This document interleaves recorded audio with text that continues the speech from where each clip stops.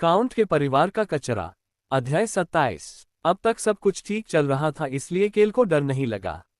इसलिए केल तुरंत अंधेरे के जंगल की ओर चल पड़ा। हाँ, युवा मास्टर निम, मैं नेतृत्व करूंगा। हिल्समैन अंधेरे जंगल का प्रवेश द्वार देखकर आगे बढ़ा, लेकिन उसने देखा कि दो लोग उसे भावशून्य भाव से देख रहे थे। एक का नाम कैले था, जबकि दूसरे का नाम एरोहाबेन था। हालांकि एक अन्य अस्तित्व ने हिल्समैन को थोड़ा आराम करने में मदद की। हाँ, उप कप्तान, चलो। ये राउन था। राउन ने अदृश्य होना बंद कर दिया और हिल्समैन को मुस्कुराते हुए आगे बढ़ने के लिए प्रेरित किया। हिल्समैन भी मुस्कुराने लगी। हालांकि केल ने तुरंत हस्तक्षेप किया। हिल्समैन, क्या आप कभी अंधेरे के जंगल के केंद्र में गए हैं? उप कप्तान ने पिछले शीतकाल में 10 भेड़िया बच्चों के साथ अंधकार वन के बाहरी क्षेत्रों में प्रशिक्षण लिया था। मैं एक बार चोईहान का पीछा करके वहां गया था। कृपया मुझ पर भरोसा करें। उद्धरण चिन्ह डॉट डॉट डॉट।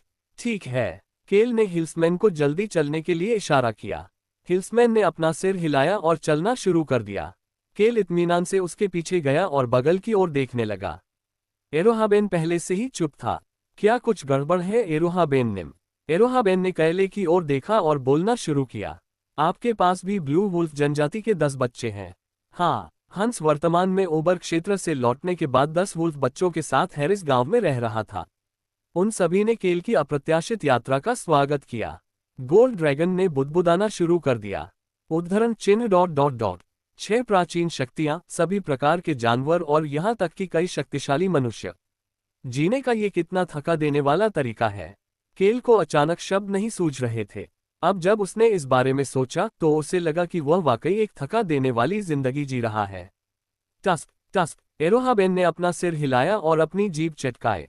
उसने देखा कि जैसे ही उसने सोचना शुरू किया, केल की अभिव्यक्ति जटिल होती जा रही थी। अगर आप इसके बारे में सोचे तो इस बदमाश का जीवन बहुत कठिन है। एरोहाबेन ने गुप्त संगठन के बारे में सब कुछ सुन लिया था। वह सोच रहा था कि क्या किसी भगवान ने इस मानव गुंडे को उसकी मदद करने के लिए सभी प्रकार की प्राचीन शक्तियां दी हैं, क्योंकि केल जहां भी जाता था वहां सभी प्रकार की गड़बड़ियों में शामिल हो जाता था। गोल्ड ड्रैगन को अपने सामने खड़े इंसान पर थोड़ी दया आ गई। बेशक वह नहीं जानता था कि यह ईश्वर का काम नहीं था, बल्कि इन सभी चीजों को इकट्ठा करने का केल का अपना फैसला था। जानवर लोग, प्राचीन शक्तियां और मानव विशेषज्ञ, केल ने ये सब खुद ही किया था। ऐसा कोई तरीका नहीं था जिससे गोल्ड ड्रैगन को इस बारे में पता चल सके। एरोहाबेन, जो इस समय केल के जीवन के बारे में गलत धारणा बना रहा था, उसने सुना कि राउन बोलना शुरू कर रहा है। लेकिन ये ठीक है, क्योंकि कमजोर इंसान के पास मैं हूं। उसके पास महान और शक्तिशाली राउन मेरू है। राउन अपने आप से बहुत प्रसन्न लग रहा था। गोल्ड ड्रैगन ने राउन की उपेक्षा की और केल से बात करना शुरू कर दिया, जो अभी भी गहन विचार में डूबा हुआ लग रहा था।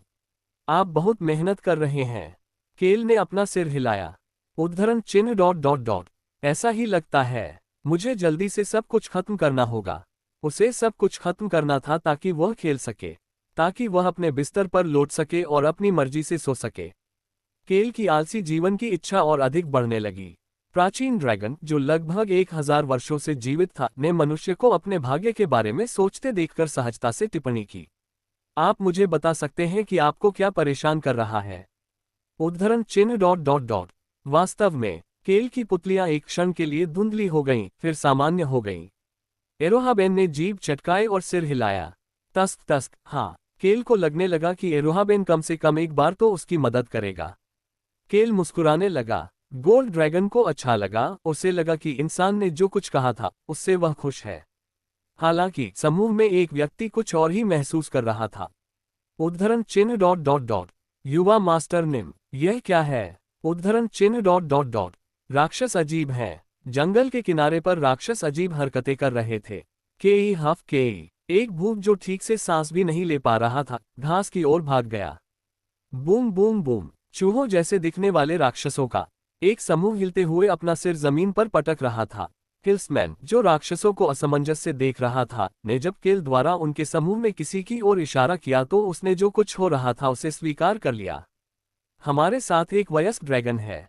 आह, ये बात सही लगी। एरोहाबेन ने राउन की ओर देखा और बोलना शुरू किया। छोटे बच्चे, क्या अब तुम मेरी महानता के बारे में जानते हो? उद्धरण चिन्ह डॉट डॉट डॉट। नहीं। राउन ने अपना सिर घुमाया और केल की ओर उड़ चला। एक वयस्क ड्रैगन में ड्रैगन फियर का उपयोग किए बिना भी एक जबरदस्त आभा होती है। राक्षस जो अपनी प्रवृत्ति पर भरोसा करते हैं वे उस आभा के प्रति सबसे तेज प्रतिक्रिया दिखाते हैं। मानव, मैं जल्द ही अपने पहले विकास चरण से गुजरूंगा, इसलिए मैं बेहतर हूं। आप जो भी कहते हैं। केल ने अपने मन में चल रही शिकायत भरी आवाज को नजरअंदाज कर दिया और हिल्समैन से बात करना शुरू कर दिया, जो वहां खाली भाव से खड़ी थी। जाता रहना। एरोहाबेन ने कैले से एक प्रश्न पूछा। कैल हेनेटियस, क्या आप अंधेरे के जंगल के केंद्र में पहुंचने के बाद प्राचीन शक्ति का स्थान खोज पाएंगे? हाँ सर, मुझे लगता है कि सुपर रॉक का पता लगाने के लिए मुझे अपनी प्राचीन शक्तियों में से एक का उपयोग करना होगा। केल ने सोचा कि उसे गार्जियन के घर सुपर रॉक के स्थान को खोजने के लिए विनाश की आग का उपयोग करना होगा। मानव, तुम फिर से उस वज्र का उपयोग करने जा रहे हो। तुम्हें चोट लग जाएगी। मैं केवल कमजोर संस्करण का ही उपयोग करूंगा। तुम्हारी हिम्मत फिर से खून की खांसी करने की नहीं है। अगर तुमने ऐसा किया तो मैं दुनिया की सारी चट्टानें नष्ट कर दूंगा। उन सबको नष्ट कर दो। हाँ हाँ, केल ने सहजता से राउन के साथ खेला। उन दोनों को देखकर एरोहाबेन के चेहरे पर अविश्वास का भाव था। हालांकि उन्होंने इस पर कोई टिप्पणी नहीं की और इसके बजाय एक अलग सवाल पूछा। क्या तुमने कहा कि तुम्हें यहाँ काले दलदल में एक ड्रैगन की लाश मिली? हाँ सर, आपने बताया कि आप कभी अंधेरे के जंगल में नहीं गए। हाँ, मैं इनमें से किसी भी बदसूरत राक्षस को देखना नहीं चाहता था। क्या प्रतिक्रिया है? क्या आप बाद में दलदल में जाना चाहेंगे? कोई जरूरत नहीं। बहुत परेशान करने वाली बात है। मुझे इससे कोई मतलब नहीं कि एक और ड्रैगन कैसे मरा। एरोहाबेन ने झुंझलाहट का भाव दिखाया। राउन उसके चेहरे पर उछला और उलझन में अपना सिर झुका लिया। सचमुच गोल्डी, मैं तुम्हारी कहानी जानने को उत्सुक हूँ। मैं तुम्हारे बारे में जानने को उत्सुक हूँ। गोल्डी, सामान्य स्थिति में लौटने से पहले एरोहाबेन के होठों का कोना फड़क उठा। आहम, अगर तुम सच में जानना चाहते हो छोटे बच्चे, तो मैं तुम्हें इसके बारे में अगली बार बताऊंगा। ठीक है, मैं इंतजार करूंगा। आहम अहम। एरोहाबेन ने चुपके से विषय बदलने से पहले कुछ नकली खांसी निकाली। खैर, यह अंधेरे का जंगल थोड़ा अनोखा है, इसलिए कम से कम एक बार यहाँ आना चाहिए। इसीलिए मैं अब यहाँ हूँ। अंधकार का जंगल अनोखा है। एरोहाबेन ने अपना सिर हिलाया। मनुष्य जिन 5 निश्चित क्षेत्रों के बारे में बात करते हैं वे सैकड़ों साल पहले निर्धारित किए गए थे। उनमें से अंधकार का जंगल, वापसी का मार्ग नहीं और निराशा की झील प्राचीन काल से मौजूद है। प्राचीन काल से? केल ने ये कहानी पहले कभी नहीं सुनी थी। हाँ, ये तीनों 10,000 साल पहले से अस्तित्व में हैं। 10,000 साल एक ड्रैगन के लिए भी बहुत लंबा समय है। प्राचीन काल से तात्पर्य 10,000 वर्ष से अधिक पुरानी किसी भी चीज से है। केल को इस रोचक कहानी के बारे में एरोहाबेन से और सवाल पूछने का मन हुआ, लेकिन कुछ ऐसा था जिसने उसे ऐसा करने से रोक दिया। ग्रर, हाँ, युवा मास्टर निम। खनक। हिल्समैन ने अपनी तलवार निकाली और केल को आवाज दी। केल ने सामने की ओर देखा। वे इस समय अंधेरे के जंगल के बाहरी और भीतरी क्षेत्रों की सीमा पर थे। हिल्समैन पहले ही सीमा रेखा के पार पहुंच चुका था। केल पहले भी इस सीमा पर आ चुके थे, लेकिन आंतरिक क्षेत्र में कदम रखने का यह उनका पहला अवसर था। हालांकि मैं पहले भी इस पर से उड़ चुका हूं। यह इस क्षेत्र से होकर गुजरने का उनका पहला अवसर था। भूत प्रेत से पीड़ित मैरी की गुफा जो कंकालों से भरी हुई थी, वह भी बाहरी क्षेत्र में ही थी। ऐसा इसलिए था क्योंकि वह बिना किसी कारण के किसी भी शक्तिशाली राक्षस से नहीं टकराना चाहती थी। केल ने सीमा रेखा पार कर ली। ग्रर, जैसे ही वह अंदर गया उसे एक बड़ा राक्षस दिखाई दिया। एक राक्षस जो राक्षस के अधिक हिंसक संस्करण जैसा दिख रहा था, पेड़ों के बीच से निकल आया। उसके नुकीले दांत केल की भुजाओं के आकार के थे और उसकी काली त्वचा उसे राक्षस से भी बदसूरत बना रही थी। उसके हाथ में जो डंडा था वह पत्थर से बना हुआ लग रहा था। हालांकि इस राक्षस की आंखें केंद्रित थीं। ऐसा लग रहा था कि इसमें कुछ बुद्धिमत्ता है। युवा मास्टर निम, कृपया मेरे पीछे आओ। हिल्समैन ने अपनी तलवार राक्षस की ओर इस प्रकार तान दी मानो वह उससे कभी डरा ही नहीं था। केल ने बहादुर हिल्समैन से एक प्रश्न पूछा। आप क्या कर रहे हो? उद्धरण चिन्ह ... माफ करें। हिल्समैन को केल के सवाल पर हैरानी हुई। यह उसी क्षण की बात है। धमाका। राक्षस ने अपने हाथ से गदा गिरा दी और फिर बैंग बैंग, वह अपना सिर जमीन पर पटकने लगा। हिल्समैन ने आखिरकार समय निकालकर चारों ओर देखा। वहां बहुत शांति थी, बहुत शांति। उसी समय उसे किसी की आवाज सुनाई दी। ओह, तुम में कुछ बुद्धि है। यह इरोहाबेन था। हिल्समैन इरोहाबेन की टिप्पणी सुनकर चौंक गए, लेकिन उन्होंने कुछ ऐसा देखा जो उन्होंने पहले कभी नहीं देखा था। अरे ग्रर, हमें केंद्र की ओर ले चलो। ग्रर, राक्षस जल्दी से उठ खड़ा हुआ। हिल्समैन को लगा जैसे उसने राक्षस की चाल में किसी शूरवीर की गति देखी हो। टकराना। राक्षस ने एक बार फिर अपना डंडा पकड़ा और उसे पास के एक छोटे पेड़ की ओर पटक दिया। क्रैक बूम, पेड़ गिर गया। हिल्समैन राक्षस की ताकत देखकर दंग रह गया, लेकिन राक्षस की अगली कुछ हरकतें और भी ज्यादा चौंकाने वाली थीं। राक्षस उनका मार्गदर्शन कर रहा था और उनके मार्ग में आने वाली बाधाओं को नष्ट कर रहा था। पेड़, छोटे पत्थर, ऊंची घास, कुछ भी एरोहाबेन के लिए सीधा रास्ता बनाने की राक्षस की इच्छा से बच नहीं सका। चल दर, एरोहाबेन के शब्दों पर हिल्समैन ने अपनी तलवार वापस म्यान में रख ली। वह ड्रैगन की राजसी प्रकृति को महसूस कर सकता था। हालांकि हिल्समैन हिल नहीं सका। उद्धरण चिन्ह ... युवा मास्टर निम, अरे तुम ऐसा क्यों कर रहे हो? एरोहाबेन असमंजस से कैले को देख रहा था, जबकि राउंड चिंतित होने लगा था। मानव, क्या तुम्हारे हाथ में जो छोटी सी चीज है वह वज्र नहीं है? केल की हथेली के ऊपर एक छोटी सी आग तैर रही थी। आप बिना कुछ कहे इसका इस्तेमाल क्यों कर रहे हैं? आप बेहोश नहीं हो सकते। हालांकि कैले राउंड की टिप्पणियां नहीं सुन सका। धमाका धमाका। जब से वे आंतरिक क्षेत्र में प्रवेश कर गए थे, तब से उनका दिल बेतहाशा धड़क रहा था। केल ने अपना सिर नीचे झुकाकर जमीन की ओर देखा। एक अज्ञात आभा जमीन से ऊपर उठ रही थी। उस आभा ने उसके हाथ में आग को प्रकट कर दिया। धमाका धमाका। इससे हृदय की जीवन शक्ति भी तीव्र हो गई। उद्धरण चिन्ह ... हाँ, केल उलझन में लग रहा था। स्वेश, हवा उसके पैरों के पास आने लगी। हवा की आवाज उसके पैरों के पास एक छोटा सा बवंडर बना रही थी।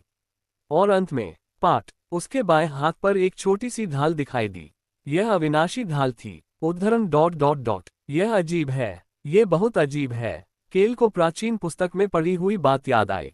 लेस देन दुनिया को अंधकार से बचाने के लिए जाने से ठीक पहले उन्होंने अपना सारा सामान, साथ ही अपने दोस्तों का सामान भी अपने गृहनगर में छोड़ दिया। ग्रेटर देन, बाकी तीनों कैल के करीब आ गए।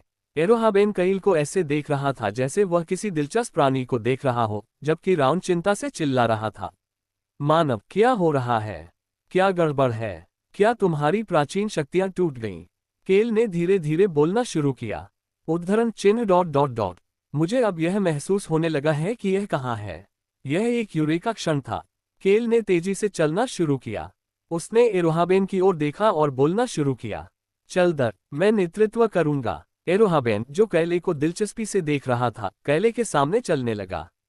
एरोहाबेन ने पहले ही राक्षस को चले जाने को कह दिया था।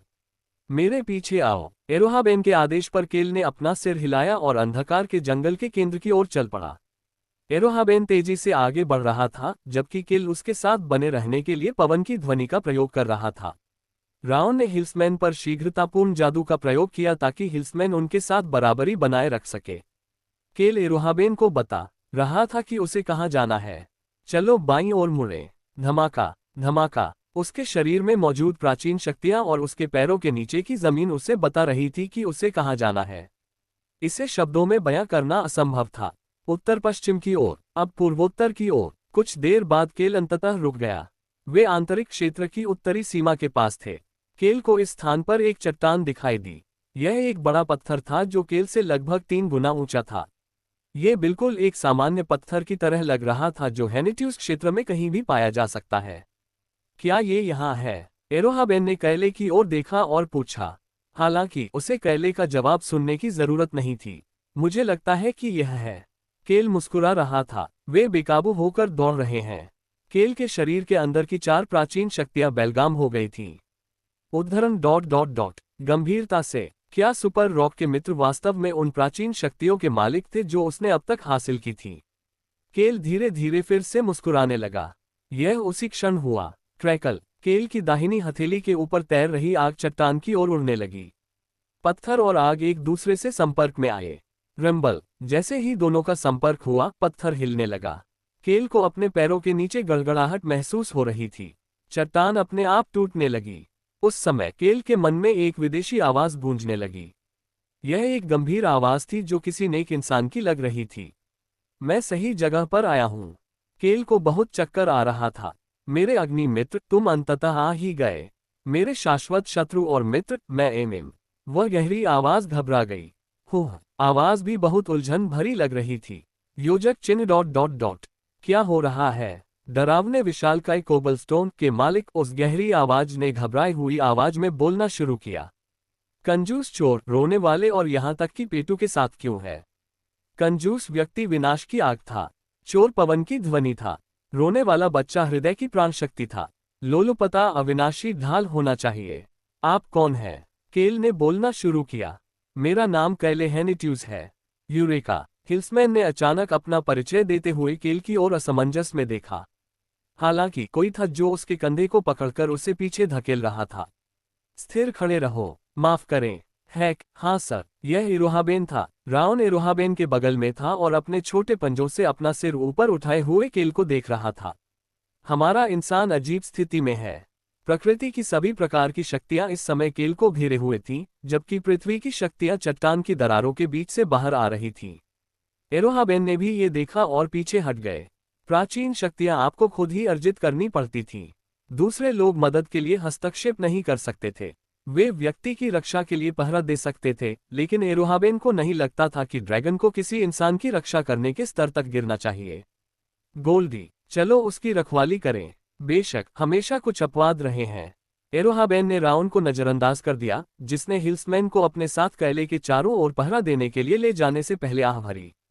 जब उन्होंने ऐसा किया तो चट्टान लगातार टूटती रही। क्राक! जो पत्थर अपने आप टूट रहा था वह अजीब लग रहा था। बाहर यह सब चल रहा था, जबकि एक चौंकने वाली आवाज केल के सिर के अंदर उससे बात कर रही थी। योजक चिन्ह डॉट डॉट डॉट। एक इंसान है जिसने अपनी चारों शक्तियां अर्जित की हैं। आवाज में आश्चर्य और अविश्वास भरा था, हालांकि केल का ध्यान केवल टूटते हुए पत्थर पर था। यह एक प्रवेश द्वार था। वह चट्टान की दरारों के आर पार अंधेरा देख सकता था। अंधेरा नीचे की ओर बढ़ रहा था और एक भूमिगत क्षेत्र की ओर जा रहा था। यद्यपि उस घने अंधेरे में कदम रखना कठिन हो सकता था, फिर भी केल ने अंदर चलने में संकोच नहीं किया। मेरे दोस्तों का सामान ले लो। आपने ऐसा करने का अधिकार अर्जित किया है। जब गृहस्वामी ने उसे अनुमति दे दी तो संकोच करने का कोई कारण नहीं था। केल अंधेरे में गायब हो गया। केल को अंदर आते देख राउन बुदबुदाया। गोल्डी, क्या हमें उसका पीछा करना चाहिए? हमारा कमजोर इंसान बहुत कमजोर है। एगो, मैंने ऐसा क्या किया कि मुझे ये सब झेलना पड़ रहा है? इरोहाबेन ने राउन को जमीन पर धकेलने से पहले एक गहरी सांस ली। राउन इधर उधर छटपटाने लगा। बंद करो। एक महान और शक्तिशाली ड्रैगन के साथ ऐसा करने की तुम्हारी हिम्मत कैसे हुई? छोटे बच्चे, मैं भी एक ड्रैगन हूँ। बस एक अच्छा लड़का बनो और यहाँ इंतजार करो। राउन ने मुंह बनाया और इरोहाबेन की पकड़ से छूटने की कोशिश की। फिर उसने शांति से उस गुफा को देखा जो पत्थर के टूटने के बाद दिखाई दी थी। केल अंधेरे में गायब हो गया था और अब दिखाई नहीं दे रहा था। हालांकि अंधेरे में रहते हुए भी केल को सही दिशा में जाने में कोई परेशानी नहीं हो रही थी। पृथ्वी मुझे रास्ता दिखा रही है। यह एक रोचक अनुभव था। हर बार जब केल आगे बढ़ता तो एक अनजान भाषा उसे रास्ता दिखाती। इससे उसे चलते समय कोई डर नहीं लगता था। क्लैक क्लैक, वह अंधेरे में आगे बढ़ता रहा। मुझे आश्चर्य है कि उन्होंने पीछे क्या छोड़ा। ये सब प्राचीन काल से चली आ रही चीजें थीं। केल के पैर पंख की तरह हल्के लग रहे थे। उसी समय उसने सुपर रॉक की आवाज सुनी। योजक चिन्ह। मैंने बहुत मुश्किलों भरा जीवन जिया। मैं छोटी उम्र में ही अनाथ हो गया था और मुझे अकेले ही जीना पड़ा। एकमात्र चीज जिस पर मैं नियंत्रण कर सकता था वह थी मेरे नीचे की धरती, और धरती ने मुझे ताकत भी दी। योजक चिन्ह। मुझे याद है कि मेरा सपना था कि मैं दिन में 3 बार भरपेट खाना खाऊं और बिना किसी चिंता के सो सकूं। केल ने चलना बंद कर दिया। हालांकि मुझे एहसास हुआ कि मुझे स्वर्ग से एक शक्ति मिली है और मुझे लगा कि मुझे इस शक्ति का उपयोग अच्छे कामों के लिए करना चाहिए। यही कारण है कि मैं हमेशा लोगों की मदद करने के तरीके खोजता रहता था। मैं ऐसा व्यक्ति बनना चाहता था जो उन कमजोर लोगों की रक्षा कर सके जो मुझे मेरे अतीत की याद दिलाते थे।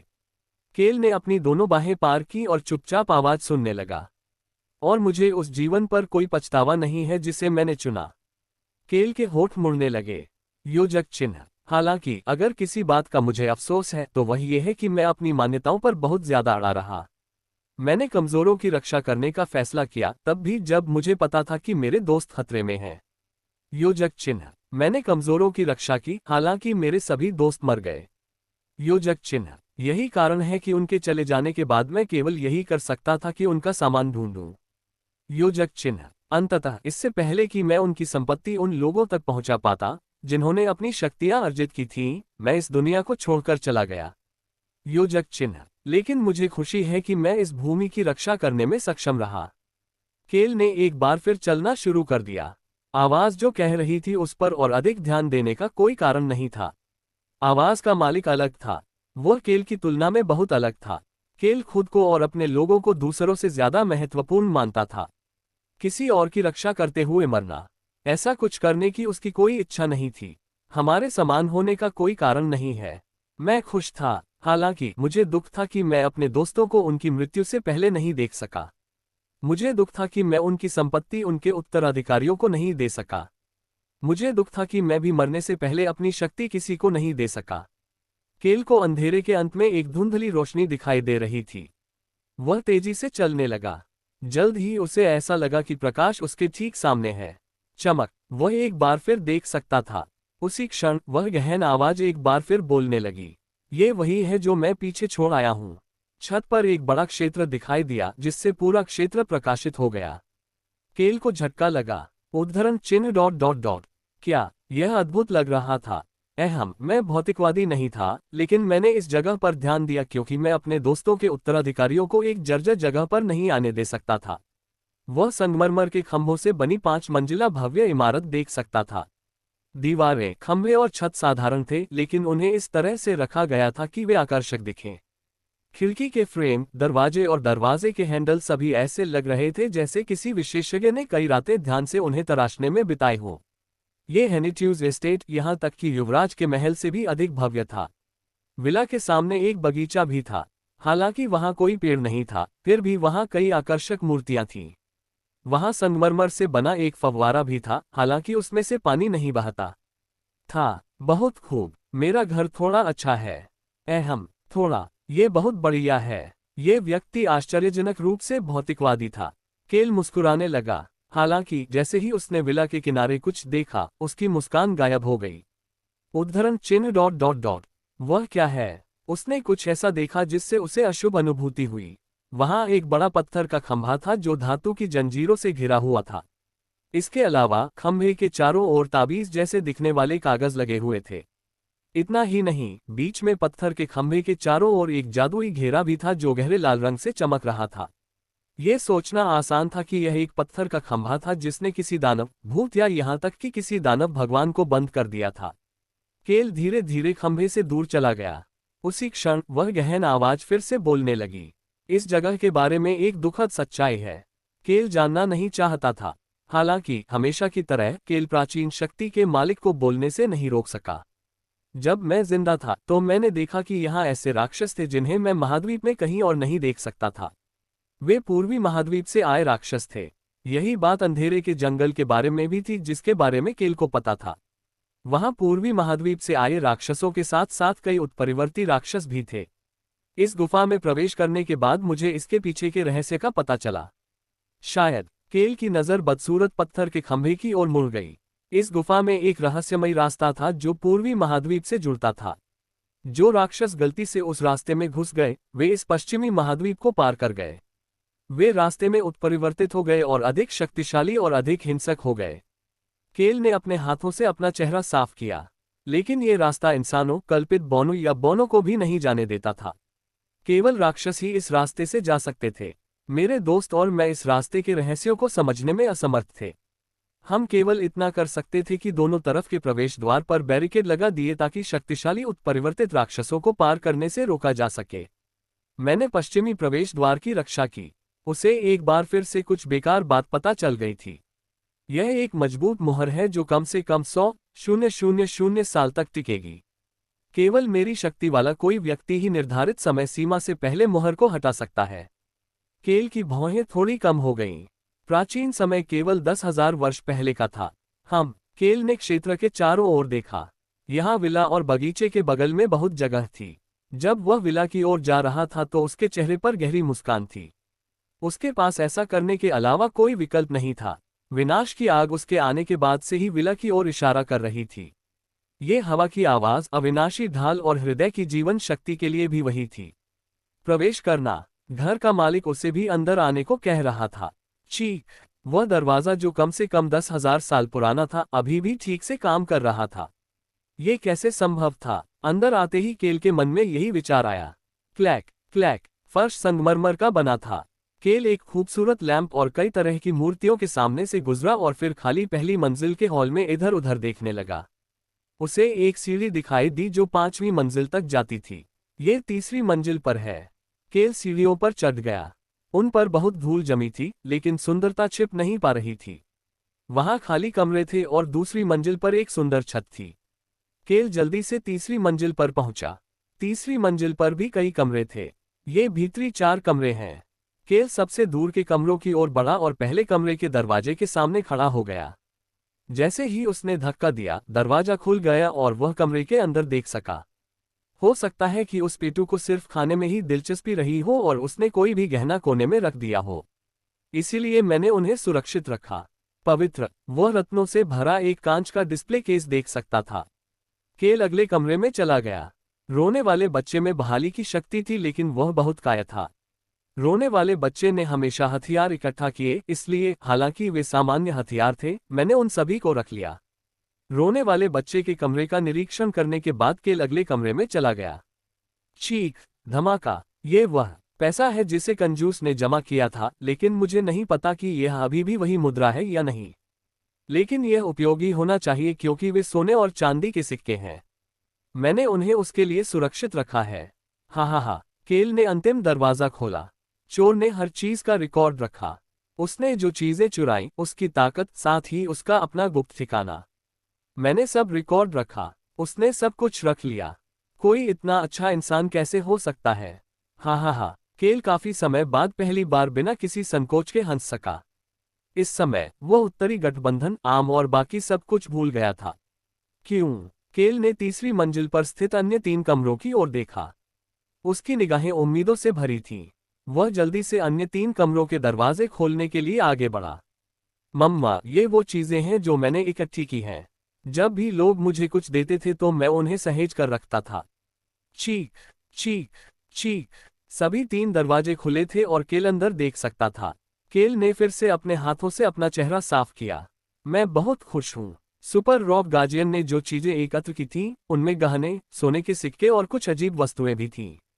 क्या चीजें इकट्ठा करना उसका शौक था? केल ने गार्जियन के शौक की सराहना की। तुम वाकई कमाल हो। तुमने ये सारी चीजें कैसे इकट्ठी की? ताली ताली ताली। एक व्यक्ति की ताली की आवाज धूल भरे लेकिन आलीशान विला में गूंज रही थी। अच्छा, मुझे लगता है कि मैं थोड़ा साफ सुथरा था। केल चौथी मंजिल की ओर बढ़ते हुए प्रशंसा में ताली बजाता रहा। चौथी मंजिल पर इमारत के अलावा कुछ भी नहीं था, जो हेनेट्यूज एस्टेट से भी ज्यादा शानदार थी।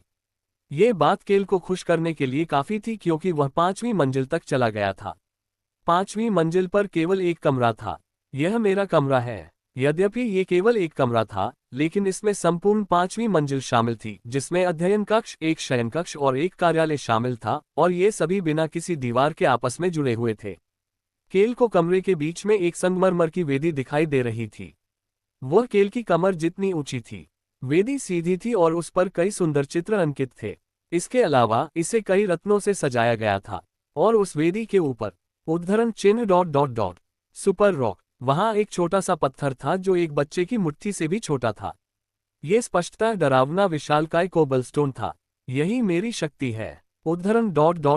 यह एक ऐसी शक्ति थी जिसे मैं इतनी आसानी से अर्जित कर सकता था। केल को लगा कि इस डरावने विशालकाय पत्थर को जीतना बहुत आसान है। शक्ति पाने के लिए उसे बस उस पत्थर को पकड़ना था। उसी क्षण वह गहन आवाज चिल्लाने लगी। क्या तुम मेरी शक्ति प्राप्त करना चाहते हो? हाँ, तो फिर इसे चबाओ। केल ने वेदी की ओर चलना बंद कर दिया। मेरी शक्ति अर्जित करना आसान है। हालांकि मेरी शक्ति केवल तभी सक्रिय होती है जब आप किसी चीज की रक्षा कर रहे हों। मैं चाहता हूं कि मेरी शक्ति का उपयोग केवल न्याय के लिए किया जाए। प्राचीन शक्ति के स्वामी के जोरदार चिल्लाने से वह व्यक्ति बदल गया प्रतीत हुआ। किसी भी प्रकार के खतरे के सामने पीछे न हटने की इच्छा। न्याय और अच्छाई की शक्ति ही दुनिया को सुरक्षित रखती है। सुपर रॉक का मालिक चिल्ला रहा था। इसे चबाओ। अगर तुम ये पत्थर खाओगे तो तुम्हें ये शक्ति मिलेगी। वह सचमुच चाहता है कि मैं इसे चबाऊं। केल वेदी के पास पहुंचा, लेकिन शक्ति का प्रयोग केवल अच्छे कार्यों के लिए ही किया जा सकता है। यह एक अशुभ आवाज थी जो ये कह रही थी कि अगर उसने ये शक्ति अर्जित की तो उसे सभी तरह की परेशान करने वाली चीजों में घसीटा जाएगा। हालांकि केल ने ऐसा करने के बारे में नहीं सोचा था। मुझे बस धरती से लगाव चाहिए। वह शक्ति का उपयोग किए बिना भी आत्मीयता प्राप्त कर सकता था। यही उसका लक्ष्य था। केल ने पत्थर उठा लिया। इसे चबाओ, इसे चबाओ। उद्धरण डॉट डॉट डॉट। ये सभी प्राचीन शक्ति स्वामी अजीब हैं। केल ने इस पर कुछ देर तक विचार किया। क्या मुझे इसे चबाना चाहिए? हालांकि उन्हें इस पर लंबे समय तक बहस नहीं करनी पड़ी। अगर तुम मेरी शक्ति ले लो तो मैं तुम्हें यह विला भी दे दूंगा। जिस व्यक्ति के पास ये शक्ति है वह वैसे भी मेरा उत्तराधिकारी है। केल ने पत्थर को अपने मुंह में डाला और चबाना शुरू कर दिया। जैसे ही केल ने उसे काटा वह पत्थर आलू के चिप्स की तरह टूट गया। धमाका। इससे पहले कि शक्ति उसके अंदर उठती, केल ने अपने पैरों के नीचे कंपन महसूस किया। प्राचीन शक्ति के स्वामी ने बोलना शुरू किया। मेरी शक्ति ऐसी है जो किसी के पास भी हो सकती है। हालांकि मेरी शक्ति का उपयोग केवल कुछ स्थितियों में ही किया जा सकता है। उसकी आवाज धीरे धीरे ऐसी लगने लगी जैसे वह कहीं दूर से आ रही हो। योजक चिन्ह, रक्षक, योजक चिन्ह, रक्षा करना, योजक चिन्ह, अपना बलिदान दो, योजक चिन्ह। ये पृथ्वी की शक्ति है जिसने अपना सब कुछ इस पर मौजूद जीवन रूपों को दे दिया। रावण को अंधेरे में से कोई व्यक्ति उनकी ओर आता हुआ दिखाई दिया। इंसान, ये केल था। रावण तुरंत कैले की ओर उड़ गया। मानव, मानव, मैं तुम में पृथ्वी की शक्ति महसूस कर सकता हूं। अब तुम ठीक हो जाओगे। रावण ने नाक सुड़की और प्रशंसा भरी नजरों से केल की ओर देखा। एरोहाबेन ने प्रसन्न भाव से केल के पास जाने से पहले रावण की ओर देखा और आह भरी। रावण ने अपनी आवाज ऊंची कर दी, हालांकि उसका भाव प्रसन्न लग रहा था। मानव, बेवकूफी भरी हरकतें बंद करो और अभी महाद्वीप की यात्रा करो। रावण। केल ने रावण को रोक दिया। कैले द्वारा उसका नाम पुकारे जाने पर जब रावण को उसकी ओर देखा तो उसे कुछ अजीब सा महसूस हुआ। केल मुस्कुरा रहा था। केल खिलखिलाकर मुस्कुरा रहा था। उद्धरण चिन्ह डॉट डॉट डॉट। मानव, तुम ऐसे क्यों हंस रहे हो? केल ने रावण को जवाब दिया। मुझे मेरा ठिकाना मिल गया। रावण का सिर एक ओर झुक गया। केल ने उन तीनों से बात करना शुरू किया। मेरे पीछे आओ। एरोहाबेन ने, कृपया मेरे पीछे आओ। केल अंधेरे में वापस चला गया। फिर उसने रास्ते के अंत में पहुंचे तीनों के हाव भाव देखे। रावण ने विला को देखा जो अधिकांश महलों की तुलना में अधिक शानदार लग रहा था। फिर उसने कैले की ओर देखा। उद्धरण चिन्ह डॉट डॉट डॉट। मानव, ये हमारा विला है। मानव, क्या तुम्हारा मतलब यह है? केल ने अपना सिर हिलाया और जवाब दिया। हाँ, ठीक है। रावण उत्साह से एक चक्र में उड़ने लगा। केल ने एरोहाबेन से नजर मिलाने से पहले रावण को संतुष्टि से देखा। एरोहाबेन ने सहजता से टिप्पणी की। आपका भाग्य बहुत अच्छा है। ऐसा प्रतीत होता है। केल के पास इसे अस्वीकार करने का कोई कारण नहीं था। Tap tap. एक छोटा पंजा लगातार केल के शरीर पर टैप कर रहा था। इंसान, क्या? केल ने अपनी कमर की ओर देखा तो पाया कि रावण मुस्कुरा रहा था। मुझे ये जगह पसंद है। बढ़िया काम। आप प्रशंसा के पात्र हैं। उद्धरण चिन्ह डॉट डॉट डॉट। धन्यवाद। 5 साल के बच्चे द्वारा प्रशंसा किए जाने के बाद केल के चेहरे पर संदेह था। एरोहाबेन भी कुछ ऐसा ही था। गोल्डी, क्या हमारा घर तुम्हारे घर से बेहतर नहीं है जो सोने से जड़ा हुआ है? हमारा घर अच्छा दिखता है लेकिन ये साधारण है। उद्धरण चिन्ह डॉट डॉट डॉट। जरूर। प्राचीन ड्रैगन ने बस सहमति जताई। उस समय केल और एरोहाबेन की नजरें एक दूसरे से मिली। एरोहाबेन ने आह भरी और एक स्थान की ओर इशारा किया। लगता है आपको उस पत्थर के खंभे की थोड़ी जांच करनी होगी। केल ने बाकी लोगों को उस अशुभ पत्थर के खंभे के पीछे की कहानी समझाई थी। उनमें से हर किसी ने अलग अलग प्रतिक्रिया दिखाई थी। उद्धरण चिन्ह dot dot dot dot dot dot. उद्धरण चिन्ह। केल ने हिल्समैन को अनदेखा करने का फैसला किया क्योंकि हिल्समैन कुछ देर पहले से ही वहां एक भावशून्य भाव के साथ खड़ा था। रावण केल के पास गया और सावधानी से बोलना शुरू किया। अगर यह 100,000 वर्षों तक ठीक है तो हम इसे अनदेखा कर देंगे। उद्धरण डॉट डॉट डॉट। मुझे ऐसा लगता है कि जैसे जैसे वह बड़ा हो रहा है वह मुझसे अधिक मिलता जुलता दिखने लगा है। केल एक गर्वित माता पिता की तरह दिख रहे थे जब उन्होंने रावण की ओर देखा, जिसका विचार भी उनके जैसा ही था। दूसरी ओर एरोहाबेन ने एक अलग प्रतिक्रिया दिखाई। बहुत दिलचस्प। क्या ऐसा है? हाँ, मैं उत्सुक हूँ। गोल्ड ड्रैगन की आंखें जिज्ञासा से भरी थीं। केल ने ये देखा और जल्दी से आगे की बात जोड़ दी। एरोहाबेन ने, तो फिर आप इसकी थोड़ी जांच क्यों नहीं करते? मुझे, हाँ, क्या महान एरोहाबेन ने इस स्तंभ के रहस्यों का पता लगाने में सक्षम नहीं होंगे? एरोहाबेन ने कईल की टिप्पणी का मजाक उड़ाया। ये स्पष्ट था कि कईल के इरादे क्या थे। मुझ पर दबाव डालने की कोशिश कर रहे हो। लेकिन क्या ये सच नहीं है कि एरोहाबेन निम हम सब में सबसे बुद्धिमान है? ये कितना बेकार सवाल है। केल को यकीन था कि उसने एरोहाबेन के होठों के कोने को हिलते हुए देखा था। इस ड्रैगन को वाकई चापलूसी पसंद थी। ठीक है, चूंकि यह सच है कि मैं सबसे बुद्धिमान व्यक्ति हूं, इसलिए मैं आपकी योजना में फंसने का नाटक करूंगा। अंत में एरोहाबेन पत्थर के खंभे की जांच करने के लिए सहमत हो गया। हालांकि ये केल की चापलूसी के कारण नहीं था। वह वास्तव में पत्थर के खंभे के नीचे से आने वाली आभा के बारे में उत्सुक था। कितना अजीब है, वह खंभे के नीचे से आने वाली आभा की आत्मीयता को नहीं बता सका। यह निश्चित रूप से जांच के लायक था। यह उसके लिए प्राचीन काल से मौजूद रहस्यों में से एक का रहस्य खोजने का मौका हो सकता था। केल एरोहाबेन के पास पहुंचे और उन्होंने अपनी बात शुरू की। तो क्या आपको जांच करने के लिए यही नहीं रुकना चाहिए? राउन पहले व्यक्ति थे जिन्होंने प्रतिक्रिया दी। आइए हम अपना व्यवहारिक अनुभव यहां प्राप्त करें। एरोहाबेन ने राउन को नजरअंदाज किया और कईल को घूरता रहा। कईल के चेहरे पर एक अजीब सी मुस्कान थी। यह प्राचीन ड्रैगन ऐसा था जो आपके सच्चे इरादों को जानते हुए भी आपके साथ खेलता था। कईल की अजीब सी मुस्कान देखकर प्राचीन ड्रैगन मुस्कुराया और अपना सिर हिलाया। जरूर, तुम वाकई बहुत होशियार हो। शायद तुम अपने मातहतों को भी साथ लाना चाहोगे। क्या ये सर्वोत्तम नहीं होगा कि सभी लोग एक साथ व्यवहारिक अनुभव करें? एरोहाबेन आसानी से बता सकती थी कि केल चाहता था कि राउन की शिक्षा उसके ठिकाने के बजाय यहीं जारी रहे। अपने मातहतों को यहाँ ले आओ। लेकिन मैं यहाँ नहीं रहना चाहता। राउन, जो जादू से फव्वारे में पानी डाल रहा था, एरोहाबेन की टिप्पणी सुनने के बाद अपना सिर झटका। गोल्डी, तुम यहाँ कैसे नहीं हो? मुझे तुम्हारी जरूरत है। एरोहाबेन ने आह भरी। राउन जल्दी से फव्वारे से एरोहाबेन के पास उड़ आया। गोल्डी, यहीं हमारे साथ रहो। हाँ भगवान। एरोहाबेन ने अविश्वास की दृष्टि से राउन की ओर देखा। छोटे बच्चे, क्या तुम सचमुच ड्रैगन हो? उद्धरण चिन्ह डॉट डॉट डॉट। क्या तुम मुझे उकसा रहे हो? केल, जो दोनों ड्रैगन के बीच खड़ा था, तुरंत बीच में बोला। क्या आप टेलीपोर्टेशन पोर्टल स्थापित करने के बारे में सोच रहे हैं? हाँ, जब आपको निर्देशांक पता हो तो यह आसान है। राउन, जिसने केल का प्रश्न और एरोहाबेन का उत्तर सुना, चुपचाप फव्वारे की ओर वापस उड़ गया और पानी को ऐसे उछालना शुरू कर दिया जैसे कुछ हुआ ही न हो। एगो, मेरा बेचारा बूढ़ा मैं। एरोहाबेन ने आह भरी। हालांकि केल, जो एरोहाबेन को देख रहा था, महसूस कर सकता था कि उसका दिल उत्साह से धड़क रहा था। मेरे पास गोल्ड ड्रैगन की मान तक सीधा टेलीपोर्टेशन पोर्टल होगा। यदि क्षेत्र में कभी कुछ घटित हो जाए और उसे सहायता मांगने की आवश्यकता हो तो यह उपयुक्त होगा। केल ने ऐसे बोलना शुरू किया जैसे इसे स्थापित करना आसान था। तो एरोहाबेन ने, मुझे यकीन है कि आप अपनी खोह के निर्देशांक जानते हैं, इसलिए हमें पोर्टल स्थापित करने के लिए बस इस जगह के निर्देशांक खोजने की जरूरत है। खोह में मौजूद समूह तब पोर्टल के जरिए आ सकता है।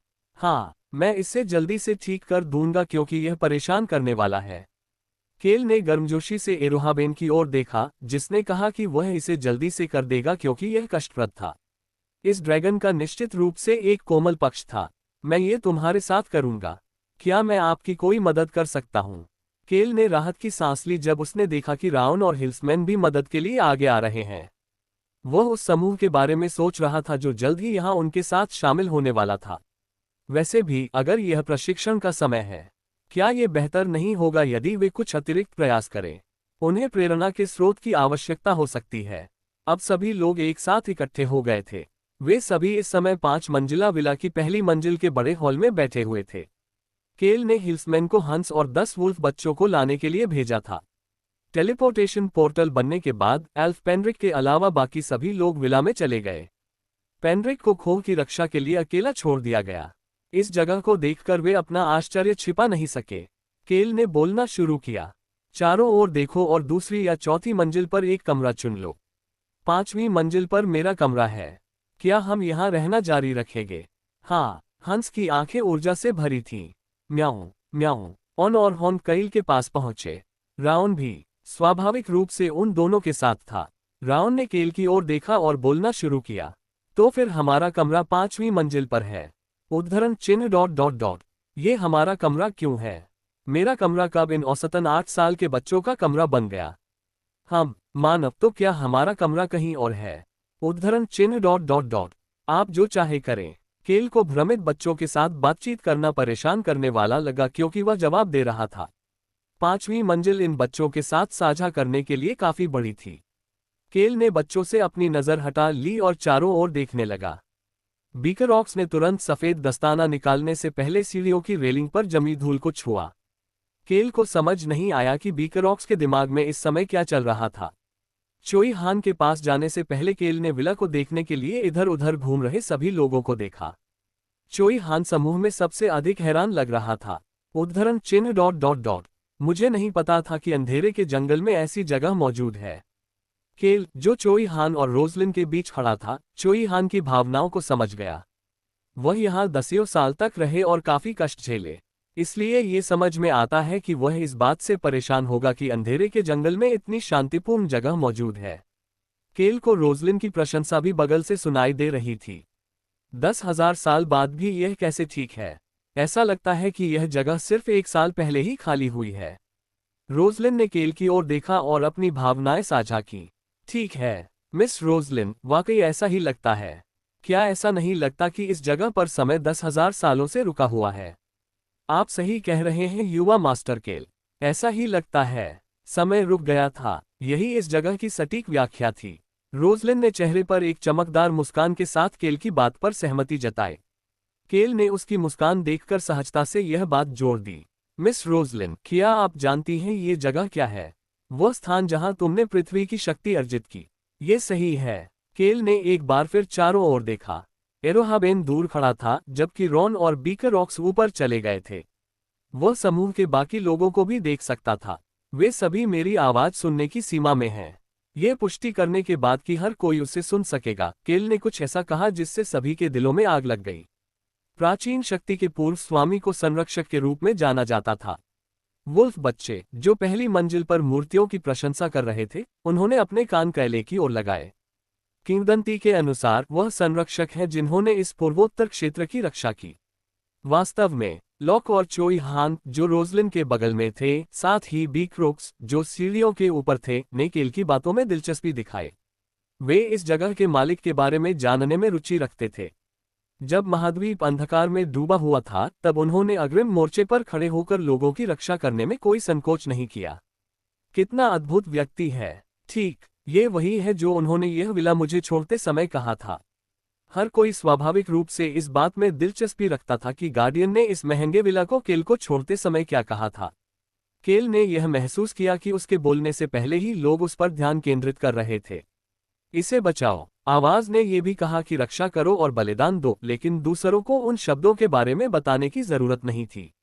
उसे बस उन्हें वे बातें बताने की जरूरत थी जिनसे उसे फायदा होगा। केल ने अपने चेहरे पर एक कड़वी मुस्कान ला दी। मुझे नहीं पता कि जब मैंने ये सुना तो मैं वर्तमान स्थिति के बारे में क्यों सोचने लगा। रोजलिन ने धीमी सांस ली। वर्तमान स्थिति, दुश्मन सामने आ गए थे और महाद्वीप के अराजकता की स्थिति में आने की आशंका थी। उद्धरण चिन्ह डॉट डॉट डॉट। कैलेनिम, चोई हान ने बहुत चिंतित भाव से उसकी ओर देखा। केल मुस्कुराया और चोई हान से नजरें मिलाईं। तुम इतने ध्यान से क्या देख रहे हो? नहीं, आप देखिए। चोई हान को समझ नहीं आ रहा था कि वह क्या जवाब दे। केल ने चोई हान को पीछे छोड़ दिया और लॉक से नजरें मिलाईं, जो उसके बगल में खड़ा था। खैर, वैसे भी पूर्व मकान मालिक ने जो कहा था उसे सुनने के बाद मैंने सोचा कि यह अच्छा होगा अगर सभी लोग यहाँ एक साथ रह सकें। यद्यपि केल उदासीनता से बोल रहा था, फिर भी हर कोई उसके शब्दों के पीछे का अर्थ समझ गया। इसे बचाओ। केल ने उन शब्दों को सुनकर उन्हें यहाँ इकट्ठा किया था। उन्हें यह बताने के लिए उसे जोर से कहने की जरूरत नहीं थी कि वह उन्हें बचाने के लिए यहाँ लाया है। उद्धरण चिन्ह डॉट डॉट डॉट। युवा मास्टर केल, आप सचमुच। रोजलिन मुस्कुराए और केल की ओर ऐसे भाव से देखा जैसे कह रही हो कि वे केल के बारे में ज्यादा कुछ नहीं कर सकते। यह क्या है? केल को अपनी ओर ऐसे देखते हुए देखकर उसकी मुस्कान और भी गहरी हो गई, जैसे कि वह पूछ रहा हो कि उसने क्या किया है। समूह के बाकी लोगों की भी ऐसी ही प्रतिक्रिया थी। एरोहाबेन विशेष रूप से उसकी ओर देख रही थी और सोच रही थी कि दुनिया में इतना दयनीय इंसान कैसे हो सकता है। खैर, केल ने अपने कंधे उचकाए और कठोर स्वर में बोलना जारी रखा। मुझे यकीन है कि भविष्य में हमें कई कठिन मुद्दों का सामना करना पड़ेगा। विपर किंगडम और एम्पायर एक दूसरे के साथ युद्ध के लिए तैयार दिख रहे थे। ये युद्ध दोनों देशों की सीमा पर स्थित कई महलों पर नियंत्रण करने पर केंद्रित होगा और संभवतः पतझड़ के आसपास पूरा हो जाएगा। इसके अलावा उत्तरी गठबंधन और आम अभी भी शांत थे। ऐसा लग रहा था कि वे साम्राज्य के युद्ध के नतीजों का इंतजार कर रहे थे। अब ज्यादा समय नहीं बचा था। इस तथ्य से सभी अवगत थे। नल चोई हान को अपने कंधे पर एक हाथ दिखाई दिया। ये केल का हाथ था। केल ने अपना हाथ चोई हान के कंधे पर रखा और पहली मंजिल पर इधर उधर देखने लगा। उनकी गंभीर आवाज से पूरा हॉल गूंज उठा। मुझे आप पर विश्वास है। एक क्षण के लिए हॉल में सन्नाटा छा गया। चोई हान ने सोचना शुरू किया। वह सोच रहा था कि दुनिया में कितने लोग ये कह पाएंगे कि वे किसी पर इतनी सहजता से और इतने हल्के मन से भरोसा कर सकते हैं। केल संभवतः एकमात्र व्यक्ति था जो ऐसा कर सकता था। हालांकि चोई हान को अपने कंधे पर केल के हाथ का वजन महसूस हो रहा था। वह केल के शब्दों का वजन अपने ऊपर स्थानांतरित होता हुआ महसूस कर सकता था। बेशक केल सिर्फ चोई हान के कंधे पर झुककर खड़ा था। उसी समय हॉल में एक गंभीर आवाज गूंजी। मैं और मजबूत हो जाऊंगा। ये राउन था। राउन ने अपने काले पंख फड़फड़ाए और आत्मविश्वास से बोलना शुरू किया। मानव, चिंता मत करो। मेरे जैसे महान व्यक्ति का मजबूत होना मतलब है कि मैं और भी महान हो जाऊंगा। यह एक जोरदार आवाज थी जिसमें जरा भी हिचकिचाहट नहीं थी। राउन की बात सुनकर चोई हान ने अपनी मुट्ठी भींच ली। लॉक और दूसरे वुल्फ बच्चों के लिए भी यही स्थिति थी। उस समय केल के चेहरे पर एक मुस्कान उभरी जो तुरंत गायब हो गई। उसने चारों ओर देखा और पाया कि सभी के उत्साहित चेहरे थोड़े गंभीर हो गए थे।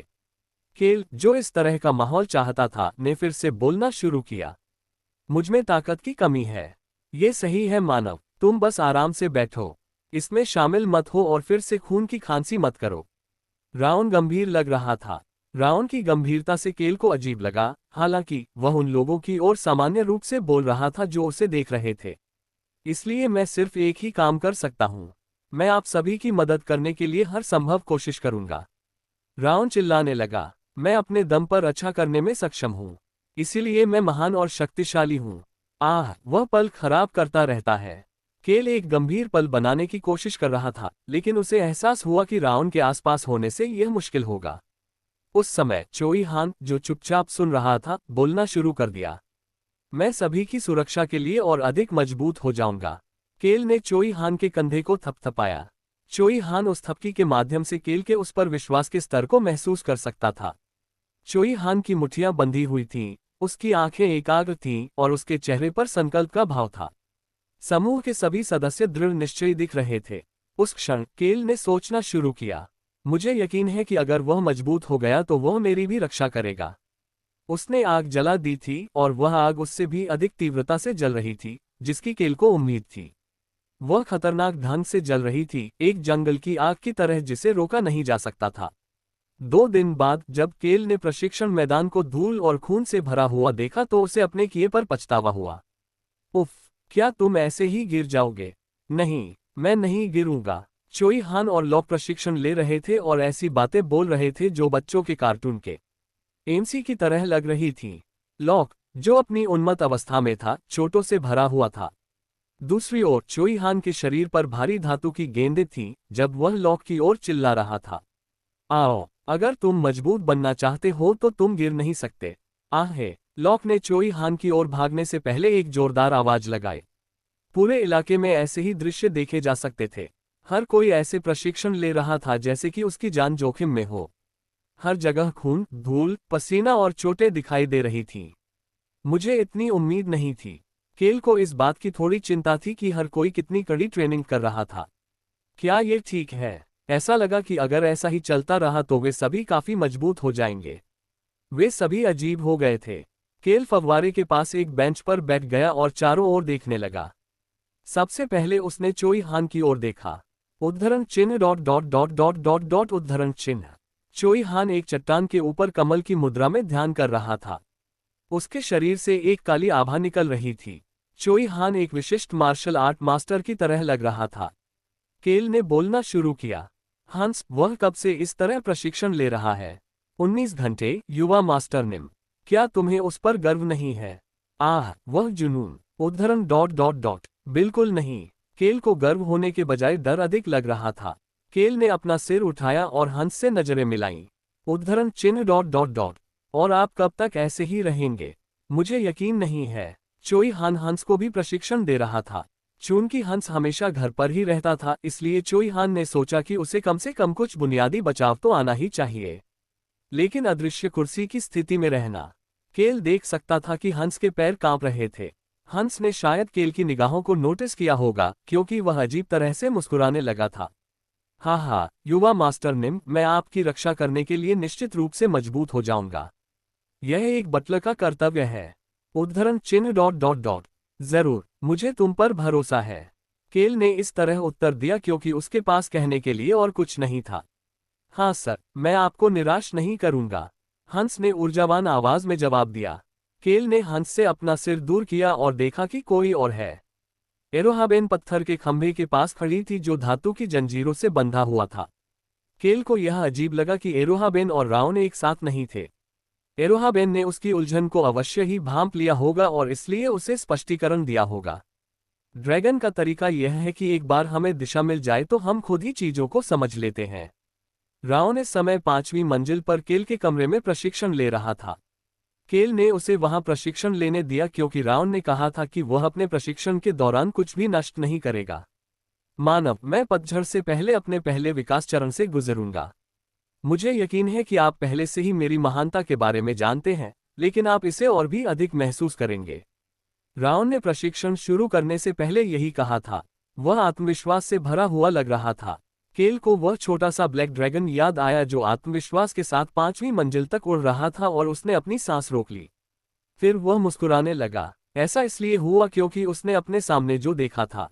म्याऊ म्याऊ, आहम अहम, होंग, जो अभी भी एक बच्चा बिल्ली का बच्चा था, और ऑन, जो जल्द ही अपने विकास चरण में पहुंचने वाली थी, धीरे धीरे एरोहाबेन के पास पहुंचे और म्याऊ म्याऊ करने लगे।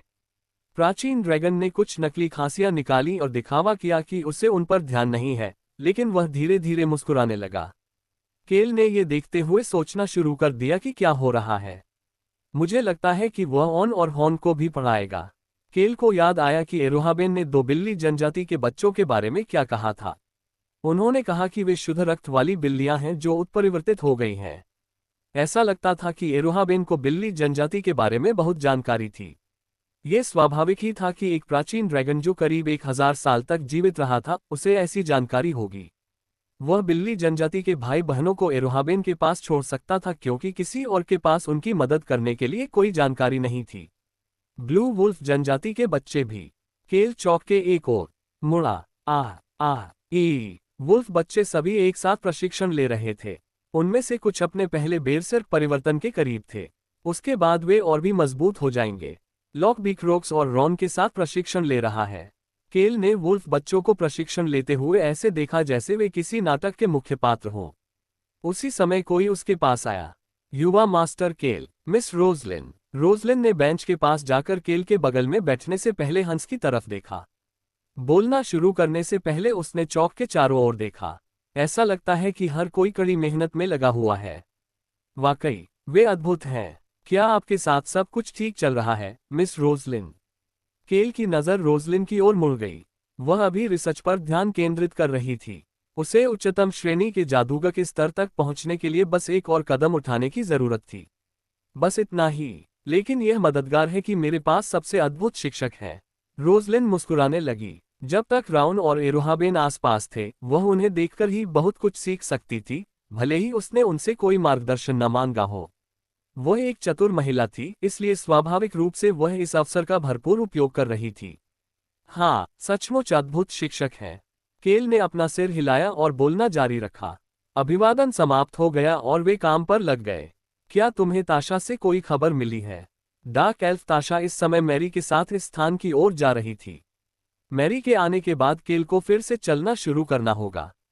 हाँ, और मिस ताशा और मेरे पास एक संदेश देने के लिए है। कोई संदेश? केल का चेहरा अजीब हो गया। ताशा क्राउन प्रिंस का प्रतिनिधित्व कर रही थी जबकि रोजलिन ब्रेक किंगडम की प्रतिनिधि थी। केवल एक ही बात थी जो दोनों को उसे एक साथ बतानी थी। केल ने बोलना शुरू किया। ऐसा लगता है कि सभी ने मिलने का फैसला कर लिया है। उद्धरण चिन्ह डॉट डॉट डॉट। मुझे पता था कि आप इसे तुरंत समझ लेंगे, युवा मास्टर केल। रोजलिन ने मुस्कुराकर अपना सिर हिलाया और फिर विवरण समझाया। ब्रेक किंगडम, रोअन किंगडम और जंगल सभी मिलने के लिए सहमत हो गए हैं। हालांकि हमारे सामने एक समस्या है। उद्धरण चिन्ह डॉट डॉट डॉट। विपर किंगडम से कोई प्रतिक्रिया नहीं है। उसने विपर किंगडम के बारे में कुछ भी नहीं बताया, इसलिए वे ही समस्या का स्रोत होंगे। इस मीटिंग में उन्हें विपर किंगडम की जरूरत थी। हालांकि उनके बिना भी सब ठीक रहेगा, लेकिन साम्राज्य का पूर्वी तटरेखा से होकर भागने का रास्ता भी बंद हो जाएगा। इससे न केवल साम्राज्य का पूर्वी महाद्वीप से संपर्क टूट जाएगा, बल्कि वेल्स के लिए आवागमन भी आसान हो जाएगा। नहीं, हमें विपर किंगडम से जवाब मिला। कमांडर टूनका ने व्यक्तिगत रूप से जवाब दिया। टूनका मूल रूप से विपर किंगडम की आवाज था। बेशक चीफ हेरोल्ड टूनका की मदद करने के लिए उसके बगल में था। उसने क्या कहा? युवा मास्टर केल, हाँ, वह आपसे बात करना चाहता है। उद्धरण चिन्ह डॉट डॉट डॉट। टूनका करता है। हाँ, मैं क्यों? केल के चेहरे पर उलझन साफ दिख रही थी। हालांकि रोजलिन मुस्कुराने लगी क्योंकि टूनका की हरकतें उसे समझ में आ रही थीं। टूनका और हेरोल्ड का रोआन साम्राज्य या किसी अन्य साम्राज्य से कोई संपर्क नहीं है। बैठक में किसी ऐसे व्यक्ति का होना जिस पर वे भरोसा करते हो, खुद को सुरक्षित रखने का एक तरीका है। केल एकमात्र व्यक्ति था जिस पर टूनका को रोआन साम्राज्य में भरोसा था। ये कुछ उसी तरह था जैसे रानी लिटाना ने कैले से उसे युवराज से मिलाने के लिए कहा था। रोजलिन ने भ्रमित कैले से बात करना शुरू किया। मुझे लगता है कि मैं तुम्हें तुरंत उससे जोड़ सकता हूँ। मुझे क्या करना चाहिए? कुआं। केल बेंच से उठ खड़ा हुआ और उसने देखा कि उसके पैर थोड़े सुन्न हो गए थे। वह प्रशिक्षण ले रहे सभी लोगों की चीख पुकार से सुबह जल्दी जाग गया था और इस बेंच पर बैठा था क्योंकि उसके पास करने के लिए कुछ और नहीं था। इन दृश्यों को देखना मजेदार था, जो उन्हें कार्टून और नाटकों की याद दिलाते थे। उद्धरण चिन्ह डॉट डॉट डॉट। युवा मास्टर केल, क्या आपके पैर ठीक हैं? वे सुन्न हो गए हैं क्योंकि मैं इतने लंबे समय से यहाँ बैठा हूँ। मुझे लगता है कि मैं दिन ब दिन कमजोर होता जा रहा हूँ। क्या मुझे दिन में कम से कम 2 बार स्ट्रेचिंग करने की जरूरत है? लेकिन ये तो परेशान करने वाली बात है। केल ने अपने पैर फैलाते हुए मन ही मन बड़बड़ाया। जब उसने अपने पैर फैलाए तो रोजलिन ने बोलना शुरू कर दिया। आप नहीं जानते कि आपका यहाँ होना उनके लिए कितनी प्रेरणादायी बात है। माफ करें, कुछ नहीं। रोजलिन ने अपना सिर हिलाया और मुस्कुराई जैसे कह रही हो कि यह कोई बात नहीं है। उसने ट्रेनिंग ग्राउंड के चारों ओर देखा। हर कोई कैल की ओर देख रहा था। कैल सुबह से ही बेंच पर बैठा हुआ उन्हें ट्रेनिंग करते देख रहा था। उसके पास सिर्फ खाने के लिए ही समय था। हर कोई पहले से ही जानता था कि प्राचीन शक्तियों के पास मजबूत होने की संभावना नहीं थी। वे ऐसी चीजें थीं जिनका केवल एक स्तर था। इसलिए वे जानते थे कि केल के लिए प्रशिक्षण लेने का कोई कारण नहीं है। यही कारण था कि वे समझते थे कि बेंच पर बैठकर उन्हें प्रशिक्षण लेते हुए देखकर केल को कैसा महसूस हुआ होगा। यही कारण था कि पूरी सुबह जोरदार नारेबाजी बंद नहीं हुई। क्या हम चलेंगे? केल ने विला की ओर इशारा किया और रोजलिन उसके पीछे पीछे चली गई। आहे! केल को झटका लगा क्योंकि एक बार फिर से जोरदार चीखें शुरू हो गईं।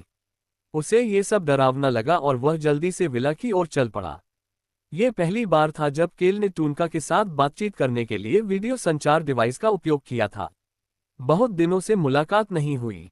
केल को आश्चर्य हुआ। आप अकेले हैं? हाँ। केल ने हेरोल या किसी अन्य अधीनस्थ को टूनका के साथ नहीं देखा।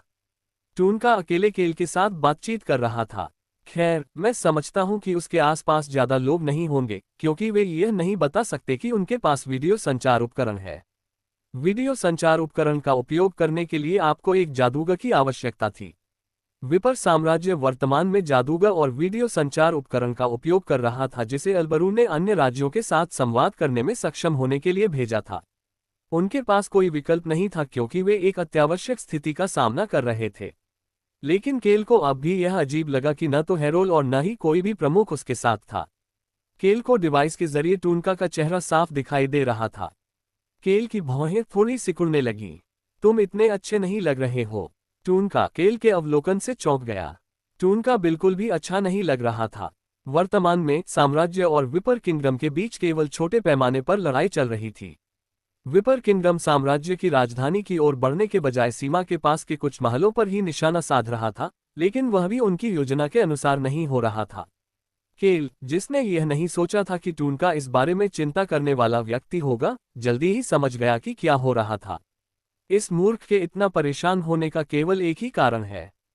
केल ने टूनका की ओर देखा जो बेचैन हो रहा था और बोलना शुरू किया। क्या तुम्हें गद्दार मिल गया? टूनका पहले तो झेप गया, फिर भौहें सिकोड़ने लगा। हाँ, आपकी प्रतिक्रिया के आधार पर मैं अनुमान लगा रहा हूं कि यह आपके अधीनस्थों में से कोई था। योजक चिन्ह डॉट डॉट डॉट। हाँ, केल ने टूनका के अधीनस्थों के बारे में सोचा। उसके बाएं हाथ की महिला फेलिसिया थी जो एक प्रतिभाशाली रणनीतिकार थी और भाला चलाती थी। फिर उसका दाहिना हाथ होता था जो टूनका जैसा ही था और अपनी शारीरिक शक्ति पर ध्यान केंद्रित करता था। योजक चिन्ह डॉट डॉट डॉट। मुझे नहीं पता था कि होता ऐसा व्यक्ति है। टूनका ने ऐसे बोलना शुरू किया जैसे वह दर्द से भरा हुआ हो। वह साम्राज्य की साजिशों में कैसे फंस सकता है? मुझे नहीं पता था कि वह मेरी जगह लेना चाहता था। टूनका का हाथ होता के विश्वासघात से गुस्से में कांपने लगा। फिर उसे अपने दिल के अंदर एक खालीपन महसूस हुआ। वह इन भावनाओं को किसी के साथ साझा करना चाहता था, लेकिन वह नहीं जानता था कि वह इन्हें किसके साथ साझा कर सकता है, जब तक कि उसने केल के बारे में नहीं सोचा। चीफ हेरोल ने गद्दार का पता लगा लिया था। टूनका को नहीं पता था कि हेरोल ने ये कैसे किया, लेकिन उन्हें होता के सामान में एक जादुई उपकरण मिला, और हालांकि यह एक वीडियो संचार उपकरण नहीं था, फिर भी यह कुछ ऐसा था जो एक समान प्रकार का संकेत भेजता था। टूनका ने ये विवरण कैले के साथ साझा किए। केल, जो टूनका का स्पष्टीकरण सुन रहा था, चुपचाप अपनी जीभ चटकाने लगा। मुझे लगता है कि साम्राज्य को भी नहीं पता कि हेरोल एक अर्ध जादूगर है जो मन के प्रवाह को महसूस कर सकता है। यही कारण था कि संभवतः साम्राज्य ने होता के साथ अपने संचार को नहीं छिपाया। हालांकि ऐसा कोई तरीका नहीं था जिससे हेरोल को होता के पास मौजूद जादुई उपकरण का पता न चल पाता। इसीलिए कल रात मैंने उस गद्दार का सिर काट दिया। केल को अंततः समझ में आ गया कि टूनका ने साम्राज्य पर अपना हमला धीमा क्यों कर दिया था। लेकिन आपको तो कल से पहले ही पता चल गया था कि वह गद्दार था, है न? योजक चिन्ह डॉट डॉट डॉट। मुझे एक सप्ताह पहले पता चला। ऐसा लगता है कि उन्हें अपने निर्णय को लेकर काफी संघर्ष करना पड़ा। केल को एहसास हुआ कि टूनका ने कुछ समय तक होता के साथ क्या करना है, इस पर विचार विमर्श किया होगा। यही कारण था कि विपर किंगडम ने अपने हमलों को धीमा कर दिया था। मैंने सोचा कि कम से कम नागरिक तो मेरी सोच से सहमत होंगे। मुझे उन पर बहुत भरोसा था। टूनका ने अपने दोनों हाथों की ओर देखा। उसने खुद ही होता का सिर कलम कर दिया था। उसने सोचा कि उसे यह काम खुद ही करना चाहिए। उसी समय टूनका ने संचार उपकरण के माध्यम से केल की आवाज सुनी। यह आपके लिए कठिन रहा होगा। बहुत बढ़िया काम। केल की बातें सुनकर टूनका ने हल्के से अपनी मुट्ठी भींच ली। इससे पहले किसी ने उससे ऐसी बात नहीं कही थी। केल ने बोलना जारी रखा। आपके कारण बहुत से सैनिकों को अपनी जान नहीं गंवानी पड़ी। ये सच था। केल टूनका की इस बात के लिए प्रशंसा करना चाहता था कि वह होता के साथ अपनी दोस्ती के कारण कमजोर नहीं हुआ। टूनका ने धीरे से अपना सिर उठाया। संचार उपकरण के जरिए दोनों ने एक दूसरे की आंखों में आंखें डाली। केल ने अपने चेहरे पर हमेशा की तरह सहज मुस्कान बिखेरी और बोलना जारी रखा। और ऐसा लगता है कि तुमने मुझ पर भरोसा किया। क्या तुमने हेरोल को मेरे कहने पर गद्दार को खोजने के लिए कहा था? केल को उम्मीद थी कि टूनका उस पर भरोसा करेगी और गद्दार की तलाश करेगी, लेकिन जब उसे पता चला कि यह वास्तव में हुआ है तो उसे अजीब सा महसूस हुआ। मैंने जो कहा उस पर भरोसा करने के लिए धन्यवाद। हालांकि केल ने यह बात सहजता से कही थी, लेकिन टूनका को उन शब्दों से बहुत गहरा आघात लगा। उसी समय टूनका ने गद्दार होता के चेहरे के बारे में सोचा। हालांकि केल के लगातार शब्दों से होता का चेहरा गायब हो गया। लेकिन मुझ पर भरोसा मत करो। मैं तुम्हारे पक्ष में नहीं हूं। मैं भी अच्छा इंसान नहीं हूं। केल ने टूनका को सच बता दिया। वह टूनका के पक्ष में नहीं था। हालांकि अब उन्हें उम्मीद थी कि इस युद्ध में विपर साम्राज्य विजयी होगा, लेकिन वह नहीं चाहते थे कि उन्हें भारी जीत मिले। यदि विपर साम्राज्य को साम्राज्य पर भारी विजय प्राप्त हो जाती है, तो रोआन साम्राज्य, ब्रेक साम्राज्य, जंगल और विपर साम्राज्य के बीच शक्ति संतुलन बिगड़ जाएगा। यही कारण था कि केल चाहते थे कि टूनका मुश्किल से जीते। ऐसे विचारों वाला व्यक्ति अच्छा इंसान कैसे हो सकता है? केल ने निर्णय लिया कि अब बातचीत समाप्त करने का समय आ गया है। टूनका, ये बिल्कुल भी तुम्हारी तरह नहीं है। क्या तुम साम्राज्य को मिटाने वाले नहीं थे? केल ने देखा कि टूनका की भौहें फड़कने लगी थीं। योजक चिन्ह डॉट डॉट डॉट। तुम सही हो। मुझे उन्हें दूर भगाना होगा। होता के साथ जो कुछ हुआ उसके बाद टूनका को साम्राज्य से और भी अधिक नफरत हो गई। टूनका की आंखों में पहले जैसी चमक लौट आए। केल को टूनका से एक आखिरी बात कहनी थी। वास्तविक बने रहें, मेरा अपना हो। टूनका के होठों के कोने ऊपर उठने लगे। जल्द ही उसके चेहरे पर हमेशा की तरह मुस्कान आ गई, जिससे वह एक भोला भाला आदमी लग रहा था। फिर वह अपनी सीट से उठ खड़ा हुआ।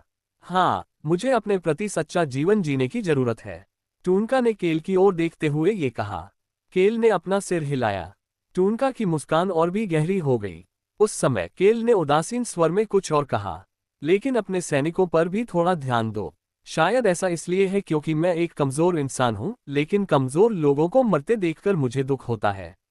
उस टिप्पणी ने टूनका को सोचने पर मजबूर कर दिया। वह कहता है कि वह अच्छा इंसान नहीं है।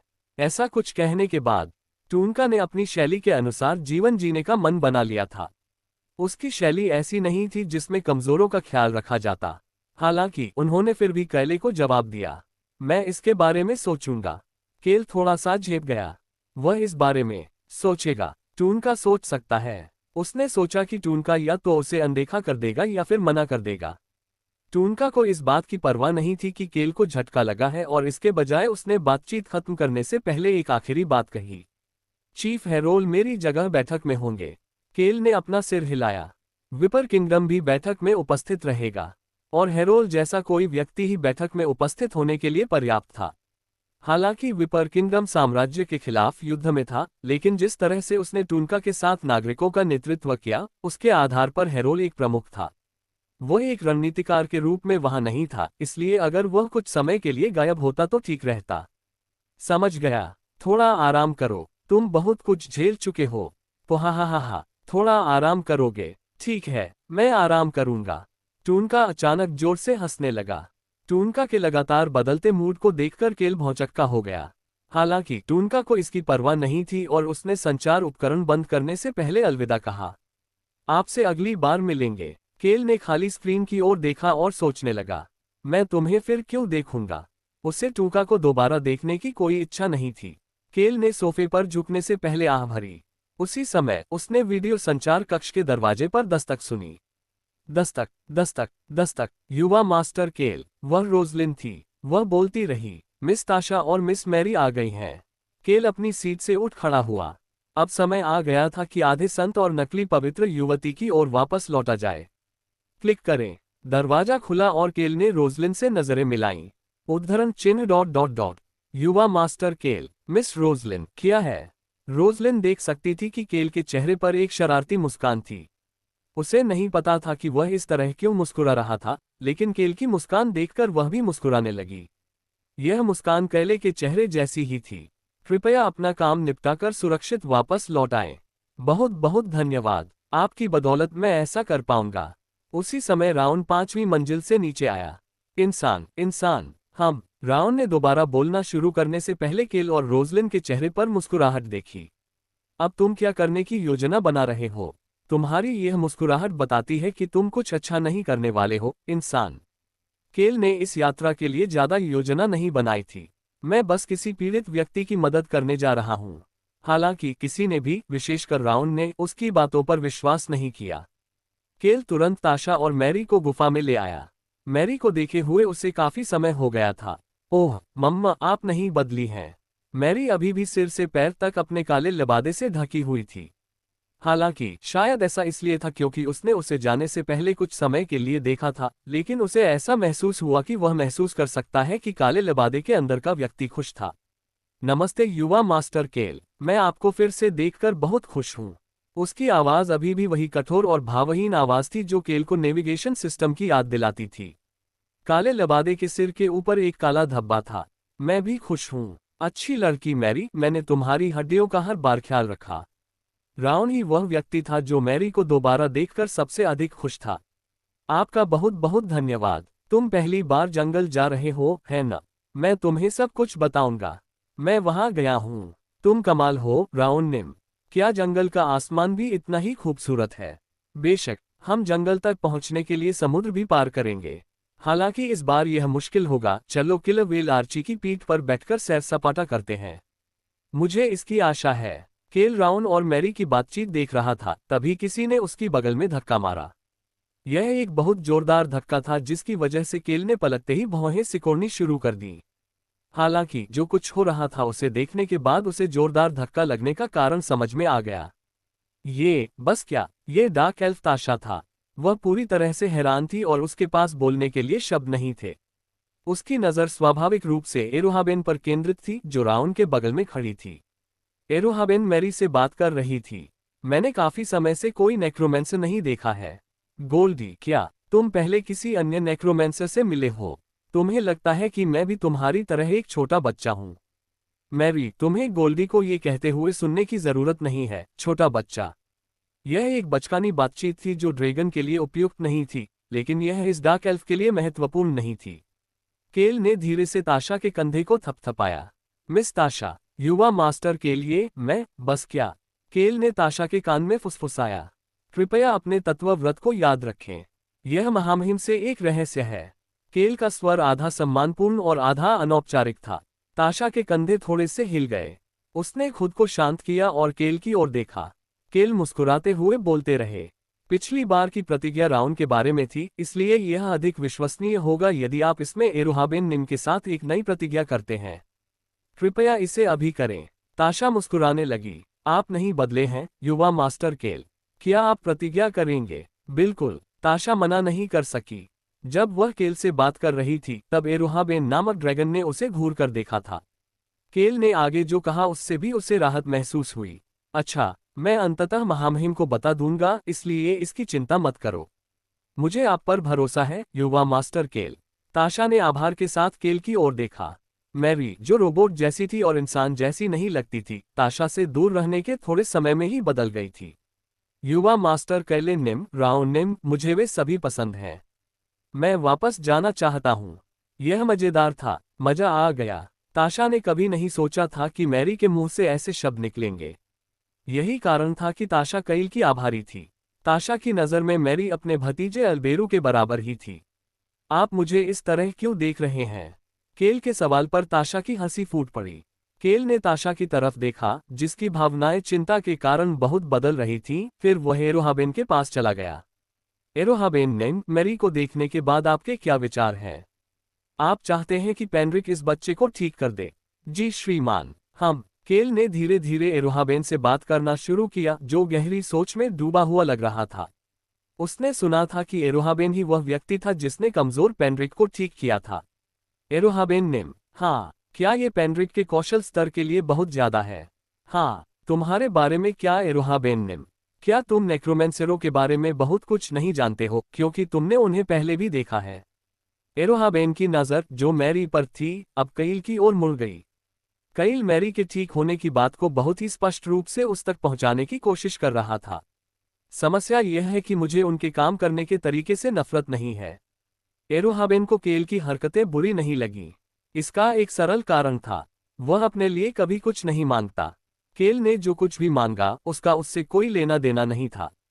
हालांकि वह पृथ्वी की शक्ति को खोजने में उसकी मदद करने आया था, लेकिन वह राउन के अनुरोध पर था। केल के अन्य अनुरोध उसके लोगों को मजबूत बनाने में मदद करने और पत्थर के खंभे की जांच करने के लिए थे, जो पूरे क्षेत्र के लिए खतरा पैदा कर सकता था। कितना अजीब बदमाश है। यद्यपि केल अक्सर अपने जीवन के बारे में शिकायत करते थे, फिर भी वह हमेशा दूसरों की मदद के लिए तत्पर रहते थे। यही कारण था कि एरोहाबेन उससे नफरत नहीं कर सकता था। हालांकि एरोहाबेन एक आत्म केंद्रित ड्रैगन था, लेकिन उसके अत्यधिक ज्ञान और ताकत ने उसे कमजोरों के प्रति परोपकारी बना दिया था। एरोहाबेन ने केल की ओर देखा और बेबाकी से बोलना शुरू कर दिया। मुझे परवाह नहीं कि आप क्या चाहते हैं, लेकिन मैं अपनी जिज्ञासा को संतुष्ट करने के लिए इस बच्चे को देखूंगा। आपका बहुत बहुत धन्यवाद। अहम। एरोहाबेन ने नकली खांसी निकाली और दूसरी ओर देखने लगा। हालांकि केल को लगा कि अब जब एरोहाबेन इसमें शामिल हो गया है तो वह मैरी को ठीक करने के बारे में चिंतामुक्त हो सकता है, इसलिए उसने एरोहाबेन से अपना सिर मोड़ लिया। उद्धरण चिन्ह ... युवा मास्टर केल। वह देख सकता था कि ताशा गर्मजोशी भरी निगाहों से उसकी ओर देख रही थी और काला लबादा पहने वह व्यक्ति उसकी ओर आ रहा था। क्या? केल ने ठंडे लहजे में उन दोनों को जवाब दिया, हालांकि ताशा अपनी प्रशंसा की मुद्रा को छिपा नहीं सकी और वह भी केल की ओर चलने लगी। युवा मास्टर केल, आप सचमुच एक गर्मजोशी से भरे व्यक्ति हैं। आपका बहुत बहुत धन्यवाद। युवा मास्टर केल, आप एक अच्छे और नेक इंसान हैं। ताशा के ठीक बाद मैरी की भावहीन आवाज बोली। केल ने बस सिर हिलाकर उनकी बात मान ली। वह सिर्फ इसलिए ऐसा कर रहा था ताकि मैरी और मजबूत हो सके। मैं चाहता हूं कि वह स्वस्थ रहे ताकि जब हम उत्तरी गठबंधन के खिलाफ लड़ रहे हों तो वह ठीक से काम कर सके। वाइवन नाइट्स ब्रिगेड अंधेरे के जंगल के ऊपर से उड़ान भरेगी। मैरी उन वाइवन के खिलाफ लड़ाई में मुख्य घटकों में से एक होगी। किसी भी युद्ध में पहली लड़ाई जीतना बहुत महत्वपूर्ण होता है। जिस समय उत्तरी गठबंधन अपने क्षेत्रों को छोड़कर रोअन साम्राज्य और ब्रेक साम्राज्य की ओर बढ़ा, उसी समय केल ने हेनिट्यूस क्षेत्र में उन्हें नष्ट करने की योजना बना ली थी। मैं उन्हें नष्ट कर दूंगा। सिर्फ उन्हें नष्ट करना ही पर्याप्त नहीं था। उन्हें नष्ट करने के लिए उन्हें उत्तरी गठबंधन के साथ साथ साम्राज्य और आम को भी संकोच में डालना जरूरी था। उसने पहले ही अल्बेरू के साथ एक योजना पर चर्चा कर ली थी कि दुश्मन की हरकतों के आधार पर वे क्या कदम उठाएंगे। यही कारण था कि केल को मैरी के बेहतर होने की आवश्यकता थी। अगर आप आभारी हैं तो जल्दी करें और बेहतर बने और खुद को मजबूत बनाएं। हाँ सर, मैं ऐसा जरूर करूंगा। मैरी की आवाज रोबोट जैसी थी, लेकिन केल को लगा कि वह उसमें कुछ जुनून महसूस कर सकता है। केल ने संतुष्टि से मुस्कुराया और अपना सिर घुमाया, फिर झेप गया। जब वह बातचीत कर रहा था तब कोई चुपचाप उसके पास आया था। युवा मास्टर निम, मुझे इसे पिछली बार की तरह ही करना है ना? वह रॉन था। केल को अचानक लगा कि वह आराम कर सकता है। उसके साथ जाने वाले समूह में रॉन सबसे भरोसेमंद था। केल ने रॉन की ओर देखा और धीरे से बोलना शुरू किया। बिल्कुल पिछली बार की तरह। जी श्रीमान। इस बार जाने वाले समूह में 2 ड्रैगन, रॉन, नेक्रोमेंसर मैरी और डार्क एल्फ ताशा शामिल थे। केल एक और नए समूह के साथ जंगल की ओर चल पड़ा। यह जमीन आपकी है, युवा स्वामी कैले? पूर्ण रूप से हाँ। ताशा, जो एक सामान्य इंसान की तरह दिखने लगी थी, चौंक गई।